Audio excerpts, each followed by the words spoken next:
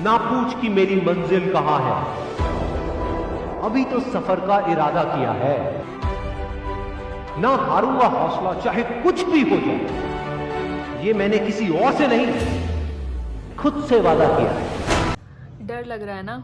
I know, anxiety भी हो रही होगी, एक डिप्रेशन सा भी आ रहा होगा।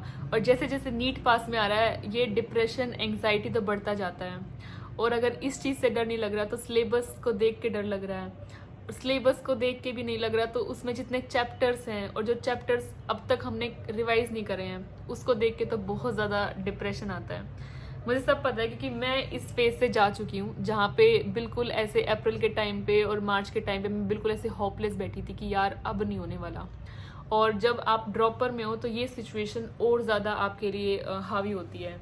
लेकिन एक बात कहूँगी हर ड्रॉपर के लिए, जब भी डीमोटिवेटेड फील हो ना, अपने मन में एक बात सोचनी है, ड्रॉपर इज़ टॉपर।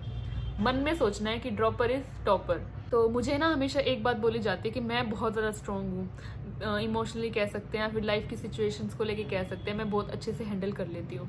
तो उसका रीज़न क्या है? जब भी ऐसा नहीं है कि मैं पैदा ऐसे हुई थी, इट्स जस्ट लाइक जब भी मेरी लाइफ में कुछ भी गलत होता है ना, कुछ भी मैं जहाँ पर मैं वीक फील करती हूँ, और यार वीक तो इससे ज़्यादा वीक तो क्या ही होगा लाइफ में, जब 1 महीने बाद आपका एग्ज़ाम है नीट का, तो आप मुझे पता है सेम सिचुएशन होगी। मन में ये बात सोचनी है, मतलब मैं अपना नाम लेती हूँ और ऐसे कहती हूँ कि आई एम साक्षी दलाल और यही मेरी पावर है। तो अब अपना नाम मन में लो कि आई एम दिस और यही मेरी पावर है। और अगर मैं गिर सकती हूँ ना तो मैं उठ भी सकती हूँ, मेरे अंदर इतनी पावर है। आज मेरा टाइम बुरा चल रहा है, आज मेरा टाइम ऐसा चल रहा है जहाँ पे मैं कुछ नहीं कर पा रही हूँ, लेकिन मेरा टाइम अच्छा आएगा और आपका टाइम अच्छा आएगा, बस 1 महीने की ओर देर है। अगर इस टाइम ये सोचोगे ना कि सिर्फ 1 महीना रह गया और 1 महीने में डिप्रेशन आ रहा है, ये सोचो ना, 1 महीना रह गया आपको अपने ड्रीम कॉलेज में जाने के लिए, 1 महीना रह गया कि आपको जब आपके नाम के सामने डॉक्टर लग जाएगा, बस वो 1 महीना रह गया आपके सारे ड्रीम्स जिसके लिए आप इतने सालों से स्ट्रगल कर रहे हैं, उसी ड्रीम में सिर्फ 1 महीना रह गया है। अब ये पॉजिटिव है बात कि आपने इतना स्ट्रगल किया, कुछ तो पढ़ाई करी है, कुछ तो पढ़ाई करी है, ऐसा तो भी नहीं है कि बिल्कुल पढ़ाई नहीं करी है, तो कुछ पढ़ाई करी है। अब बस आपको उस पढ़ाई को यहाँ से यहाँ लेके जाना है। अपनी पढ़ाई को अगर मान लो 300 400 500 कितने भी नंबर आ रहे हैं, अब उन्हीं नंबर को वापस से 600 तो लेके ही आना है। सब कुछ हो सकता है, जिस दिन ठान लोगे ना उस दिन सब कुछ हो सकता है। मतलब डिसाइड, अपने मन में डेडिकेशन और डिसाइड करने से क्या कुछ नहीं हो सकता, सब कुछ हो सकता है अगर अभी भी डिसाइड कर लोगे तो। आई नो अभी आपकी लाइफ बहुत ख़राब चल रही है, अभी आपकी लाइफ में आप बहुत ज़्यादा डीमोटिवेटेड, बहुत ज़्यादा वीक फील कर रहे हो, लेकिन क्या आप आसान चीज़ों के लिए बने हो क्या? मतलब आप सिर्फ आसान चीज़ों के लिए बने हो क्या? नहीं ना, यू आर वेरी स्ट्रॉन्ग। तो आप आसान चीज़ों के लिए बने ही नहीं हो, भगवान ने आपको मुसीबत में डाला है क्योंकि भगवान भी चाहता है कि, क्योंकि उनको ही पता है ना कि कौन उसको हैंडल कर सकता है, कौन उसको डिजर्व करता है। तो आप वो डिजर्विंग कैंडिडेट बनना चाहते हो ना, तो अपने आप को सोचो ही मत कि मैं इस फेज़ में हूँ, मैं उस फेज़ में हूँ, मैं इतना वीक फील कर रहा हूँ। नहीं, ये सोचो ना कि मैं तो कुछ बड़ा करने के लिए ही पैदा हुआ हूँ, मेरे को कुछ बड़ा ही करना है लाइफ में। ये कभी नहीं सोचना कि मेरी लाइफ में ऐसा क्यों चल रहा है, मेरी लाइफ में ऐसा क्यों चल रहा है। ख़राब लाइफ उन्हीं की होती है, जो मुश्किलें उन्हीं के पास आती है जो उनको हैंडल कर सकते हो। तो हमेशा मेरी लाइफ में बहुत कुछ गलत चल रहा है, मैं भी बहुत ज़्यादा डीमोटिवेटेड फील करती हूँ, लेकिन वही ना कि अगर मैं यही सोचती कि भगवान ने चाहते ही ना, भगवान कि मैं अपना बेस्ट दूँ, मैं बेस्ट इंसान बनूँ, तभी तो मुझे प्रॉब्लम दी गई है शायद, क्योंकि मैं आसान चीज़ों के लिए बनी ही नहीं हूँ।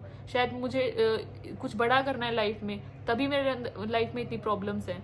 एंड इस टाइम पे प्लीज़ MCQ सॉल्व करना मत छोड़ना, मॉक टेस्ट मत छोड़ना, प्रीवियस ईयर क्वेश्चंस करना, और सुबह उठते ही बायोलॉजी पढ़ना, सुबह उठते ही हर रोज़ बायो पढ़नी है। बायो के NCERT लाइन टू लाइन पढ़ना शुरू अब तो कर देना चाहिए आपको। मॉड्यूल्स प्लीज़ छोड़ दो और बायो के NCERT पढ़ो।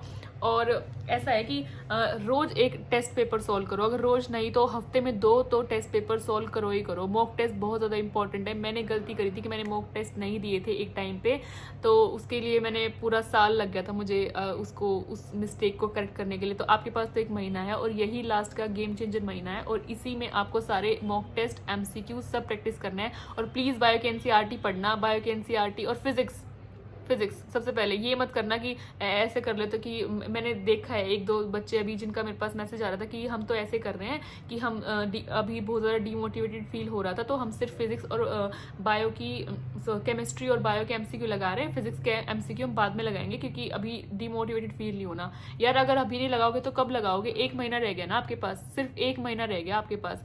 तो बिल्कुल फिजिक्स के एमसीक्यू भी साथ साथ लगाने। अगर फिजिक्स के एमसीक्यू अब नहीं लगाए ना फिर वो फाइनल में भी नहीं लगेंगे, फाइनल में भी ऐसे ही रह जाएंगे वो। तो फिजिक्स के एमसीक्यू डेली सॉल्व करने हैं, फिजिक्स से बिल्कुल डरना नहीं है। और केमिस्ट्री में तो आपको पता ही है, ऑर्गेनिक केमिस्ट्री अगर किसी की रहती है, ऑर्गेनिक केमिस्ट्री सबसे ज़्यादा रह जाती है लास्ट तक। ऑर्गेनिक केमिस्ट्री के भी क्वेश्चन सोल्व करो क्योंकि कितनी थ्योरी पढ़ लो ऑर्गेनिक केमिस्ट्री की, क्वेश्चन जब तक नहीं लगाओगे ना, जब तक मिस्टेक्स पता ही नहीं चलेगी, सारे में वही रिएक्शंस लगेंगे कि हाँ इसमें भी ऐसे ही जाएगा, इसमें भी ऑर्थो पोजिशन मेटा पोजिशन पे सब में सेम सेम आपको लगेगा। कभी भी आपका टाइम वेस्ट करने का मन करे ना तो एक ही बात सोचना कि लाखों बच्चे इस बार पढ़ रहे हैं और पढ़ते सभी हैं, सभी पढ़ते हैं, लेकिन एक वो है ना कि एक कॉन्टिन्यूटी में पढ़ना और एक स्ट्रेटजी से पढ़ना वो सबके बस की बात नहीं है। तो उन्हीं का उन 1% का सिलेक्शन होता है जो अच्छी तरीके से पढ़ते हैं। अगर पढ़ना है ना तो अच्छे तरीके से ही पढ़ो, ऐसे नहीं कि बस थोड़ी देर पढ़ लिया, बस सोना तो सो गया, वो तो आपकी लाइफ ही खराब कर रहा है। अगर एक बार अगर आपने पैर रख ही दिया ना उस बैटल में तो उस बैटल को फिर जीत के ही आना है। ऐसा मत करो कि हाँ बस मेरे पास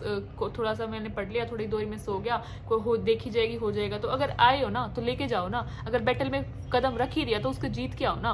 क्यों अपना टाइम वेस्ट कर रहे हो? अगर अपनी लाइफ में इतना टाइम वेस्ट किया जिस चीज़ के पीछे, उसको लास्ट के 1 महीने में डिमोटिवेटेड होकर छोड़ दोगे क्या? नहीं छोड़ना ना। तो अगर एक ना और इम्पॉर्टेंट बात, कई बच्चे नींद लेना छोड़ देते, बस 2 घंटे सो रहे, 3 घंटे सो रहे, क्योंकि मोटिवेशनल वीडियो में आजकल यही बता रहे हैं कि मैं 2 बजे उठ के पढ़ता था, 3 बजे उठ के पढ़ता था। Never compromise your sleep. अगर एक टाइम पे आपने अपनी स्लीप को कॉम्प्रोमाइज़ कर दिया ना तो उससे आपकी जो ये दिमाग है ना ये बंद हो जाएगा, ये दिमाग चलना बंद हो जाएगा आपका। आप वो जो एक होता है ना कि कंसिस्टेंसी से पढ़ नहीं पाओगे। तो नेवर कॉम्प्रोमाइज योर स्लीप, अच्छे से सो, 7 घंटे दिन में सो जाओ, कोई दिक्कत नहीं है। लेकिन जो बाकी का टाइम है ना वहाँ पे टाइम रिड्यूस करो, टाइम वेस्ट रिड्यूस करो अपना। और चीज़ें जो जहाँ पे आपको लगता है कि ये यहाँ पे मैं अपना टाइम वेस्ट करती हूँ, खाने में थोड़ा मैं जहाँ पे मैं 1 घंटा लगा रही हूँ मैं आधा घंटा 10 मिनट लगा सकती हूँ, वहाँ पे अपना टाइम रिड्यूस करो। अच्छे से सोना है, अच्छे से खाना है इस टाइम पे। सो जितना आप अपनी बॉडी को इनटेक दोगे ना, अच्छा खाओगे, अच्छी स्लीप दोगे तो बॉडी भी आपको उतना आउटपुट देगी। तो बिल्कुल खाना पीना और सोना तो बिल्कुल नहीं छोड़ना है। हाँ बाकी चीज़ें सारी छोड़ दो 1 महीने, बाकी चीज़ें 1 महीने बाद करेंगे। बस यही बोलो, गेम खेलने का मन कर रहा है, गाने सुनने का मन कर रहा है, सोशल मीडिया पे आने का मन कर रहा है, 1 महीने बाद बहुत टाइम होगा आपके पास, बहुत ज़्यादा टाइम होगा, उस टाइम पे सब करना है। अभी के लिए सिर्फ पढ़ना है। और एक मिडिल क्लास फैमिली के लिए ये उनके पेरेंट्स के लिए बहुत बड़ी बात होती है कि उनका बच्चा MBBS कर रहा है। तो ये सोचो 1 महीने बाद कोई भी आपके पेरेंट्स से ही पूछेगा कि आपका बच्चा क्या कर रहा है तो वो प्राउडली बताए कि हमारा बच्चा MBBS कर रहा है। ये सुनना चाहते हो ना अपने पेरेंट्स से सुनना चाहते हो ना, तो यही इसी के लिए पढ़ना है आपको।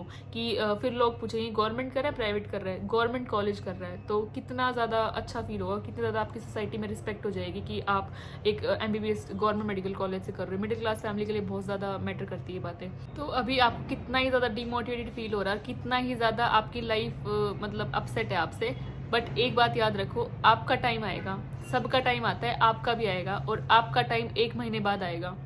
बस यही सोचना है। कोई भी डिस्ट्रैक्शन हो, कोई भी हो, कोई आपको इग्नोर कर रहा हो, कोई आपको डिस्ट्रैक्ट कर रहा हो, किसी की नहीं सुननी। आपका टाइम आएगा, 1 महीने बाद आएगा। तो अच्छे से पढ़ाई करो इसमें। Don't cheat your self and don't cheat your parents. हमेशा ना कभी अपने पेरेंट्स को चीट मत करो कि हम पढ़ रहे हैं। पढ़ना है तो अच्छे से पढ़ना है। अगर आए हो तो ना जी जान लगा दो यहाँ पे अपनी। अगर आए हो ना तो अपना मैक्सिमम दो यहाँ पे, क्योंकि मैक्सिमम दोगे ना तभी रिग्रेट फील नहीं होगा कभी भी। अपना मैक्सिमम दे के पढ़ो और सिलेक्शन हो जाएगा, डेफिनेटली सिलेक्शन हो जाएगा। अगर इस टाइम पे आपने जो अपने मन को समझाया कि नहीं डिमोटिवेट होकर नहीं बैठना है, पढ़ना है। डिमोटिवेटेड इस टाइम सभी को फील होता है, सब डिमोटिवेटेड बैठे हैं। जो अपनी लाइफ में अच्छा कर रहे हैं ना वो भी डिमोटिवेट होकर बैठे हैं। तो आपको बस पढ़ना है और 1 महीने बाद आपका रिजल्ट बताएगा सबको। आप मत बताओ किसी को, आपका 1 महीने बाद आपका रिजल्ट बताएगा कि हु यू आर और आप बेस्ट डिजर्व करते हो लाइफ में। तो अच्छे से पढ़ाई करो। सिर्फ 1 महीना रहता है और 1 महीने में अपने आप को बस यही बोलना है, ड्रॉपर इज टॉपर और मेरा टाइम आएगा। All the best.